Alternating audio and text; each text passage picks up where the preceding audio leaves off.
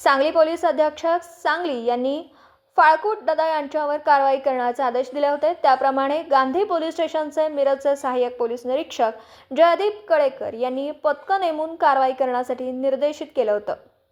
Police constable Javed Shaikh यांनी खबरांद्वारे मिळालेल्या माहितीनुसार समतानगर मिरज येथे सापळा रचून अवैधरित्या शस्त्र बाळगणाऱ्या सलमान रियाज मुल्ला वय वर्ष 33 राहणार जैन नगर जुना हरिपूर रोड समतानगर मिरज व साबिर इस्माईल अन्सारी वय वर्ष 20 राहणार म्हैसाळ रोड महाडा कॉलनी जवळ बिस्मिल्ला कॉलनी मिरज यांना ताब्यात घेऊन त्यांच्याकडून 3 तलवारी व 1 एडका जप्त करण्यात आला।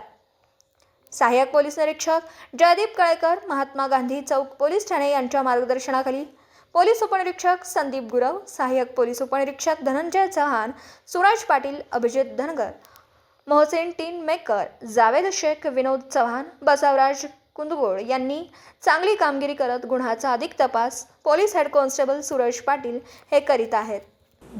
दिवसभरातील घडामोडींचा आढावा घेण्यासाठी पाहत रहा N24 मराठी न्यूज चॅनल।